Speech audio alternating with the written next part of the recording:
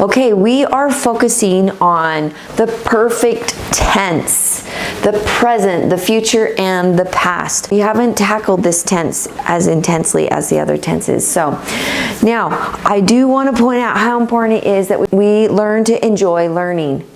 Let's focus on understanding. Now, these tenses, I put them all together so you can see the difference.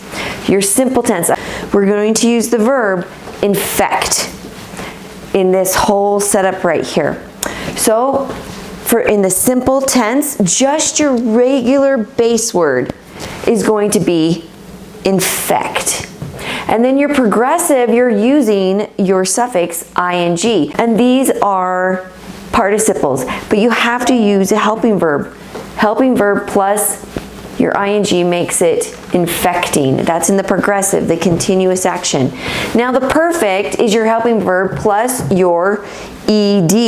And then with the ed, you also have irregular verbs. Helping verb plus infected. That is the perfect tense. You have to have either an irregular or an ed plus your helping verb to be in the perfect tense. We're going to put it in first, second, third person. We're going to talk about simple, progressive, perfect. We're starting out with the present tense.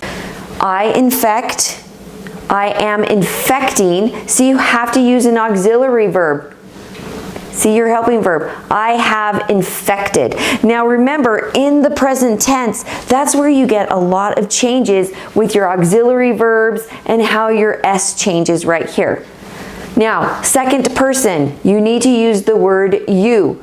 You infect. You are infecting. You have infected. Third person, Lisa infects. See how we put our S? Because it's in the simple present third person, it changes this to the S. Lisa is infecting. Lisa has infected. So now, remember, in present tense, look how has now changed from have to has. These are singular, singular. Now let's go into the future tense, first, second, and third person. Now the simple tense, I will infect. So we're going to use your modal verb right here to put you in the future. I will infect. I will be infecting. Now remember, your auxiliary verbs, and they are your be verbs. Am, is, are, was, were, be, being, and been are all of your be verbs. But the main ones that go with ing are am, is, are, was, and were, and then be goes into the future. But will be is going into the future. I will be infecting. I will have infected. So have now is going into your perfect tense. Do you guys see that? Am, is, are, was, and were is going to stay in, and then the word be is going to stay in your progressive. But once you've moved into the perfect, you're going to have, has, and had. Those three auxiliary verbs go with the perfect tense. I will have infected. You will have infected. He will have infected. Okay? So now, let's move into the past tense. The simple, progressive, the perfect, in the past. See how we have 9 tenses right here to help you understand. First, second, and third person, I infected. See how you have an ed, simple tense without an auxiliary verb. When you say that this is your participle, that means you are using, this is your participle, but since it's in the simple tense, there's not an auxiliary verb with your ed. So all past tense is with the ed. Do you guys get that? Simple does not take an auxiliary verb. Progressive is I was infecting. It takes the auxiliary verb. I had infected. It takes the auxiliary verb. So once you put an auxiliary verb in there, you know that you're in the perfect tense. Simple does not take an auxiliary verb, but it does take the ed, or it will take the irregular. Now, you infected, you were infecting, you had infected. See the same thing, no auxiliary verb, but your auxiliary verb is a present, future, and a past in the perfect tense, even though it's putting you in the past. Okay? So, I had infected, you had infected, she had infected. These do not change. They mostly cause confusion in the present tense, is where you're going to see the confusion being caused. So, we need to talk about our modal verbs. We have modal verb types. They give us permission. Can I go? Could I go? There's two parts in this. One part, you guys, it's used as a helping verb. It helps another verb. And the other part is doing a specific thing with helping that other verb, okay? It's doing something specific, and we'll go through that. Now, there are many modal verbs. You need to know how to use them. So you need to gain knowledge about them, and you need to focus on receiving the answers. Understand how to write your sentences correctly with your modal verbs. Understand how to do that. That means study. Study, don't be afraid to learn. We're going to go into and understand our modal verbs a little bit better. The word would, this is one of the main setups. We have would, and then you can add the adverb not. And it says something you didn't activate. Not says something you didn't activate. But can we only use would with not?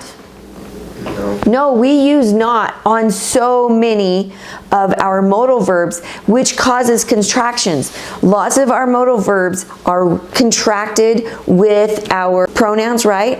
It could also contract with our third person. So you would have, if you do Danieled, what does that mean? So you don't see this as often, but it can happen. Daniel liked to go. Daniel would like to go. Do you see that? So you can contract with an apostrophe D on your would, should, and coulds. So you could say would not, wouldn't, should not, shouldn't, must not, mustn't. You can say mustn't, might not, mightn't. We don't say that. You would have to say might not. May not, mayn't. You don't do that. Cannot, can't. Could not, couldn't. Shall not, shalln't. Do we do that? No. So you have to say shall not. How about will not? Willn't? We don't do that. But this one is the tricky one where it says will not or won't. Okay? So, and the contraction for would is the apostrophe D or could or should. Would gives a possible environment. It's a possibility that you might go. It's setting you up for something. Daniel would like to go. Well, if you're saying that to somebody, now that person has to make the decision. Are they going to let Daniel go, or is he not going to let Daniel go? These are modal verbs that need to be memorized right here. Really, you memorize them how you want to memorize them. Would and should often go together. Would, should, must, might, may, however you want to put that. Can and could typically go together. Shall and will go together because it puts you in the future, right? This puts you in the future. Now let's go through these. Would, should, must, might, may, can, could, shall, and will. Would, should, must, might, may, can, could, shall, and will. Let's talk about the rules for the future tenses. Shall is when you use shall is in first person. I shall infect. Okay? That's in first person. And that's I shall be infecting. I shall have infected. Now, they don't get taught like that as much, but I want you to know that that's where you would use your future tense. I shall infect, I shall be infecting, I shall have infected. That's where you use shall. But, and then will would be the second and third person. You will, he will, she will, they will. That's in second, you will, that's in second person. Okay, that's second and third person is where you have to use will. You can't say, you shall infect, you shall be infecting. You can't say that. You have to use will in that area. So if you want to use shall if you're putting a sentence together like this, you have to use it in first person. But shall is falling out of our language right now, especially when you put it in first person. But where you're going to see it often is when you ask a question. It offers help. Shall we play the game? So Daniel asked me yesterday to play a game, but he said, can we play a game? And so that's where it's falling out. Use for the question, can we, instead of shall we? So it also offers advice. What shall I do for my next turn? Which is what I asked Daniel yesterday because I don't understand the game as well as he does. It also gives suggestions. Shall I go? Question mark. So that's how you would use shall. If the sentence sounds better with will, use that. Okay? I'm going to say this again, Paula. You ready? If the sentence sounds better with the auxiliary verb, your modal verb will use it. So sometimes your sentences will sound better, especially in a question. You use shall. But make sure you're using will if it doesn't make sense. See how this doesn't make sense if I use will here? Will I go? That doesn't even make sense. So don't use it that way. What will I do for my next turn? So in that sense, you're just kind of asking yourself. Exactly. Here you're asking somebody else.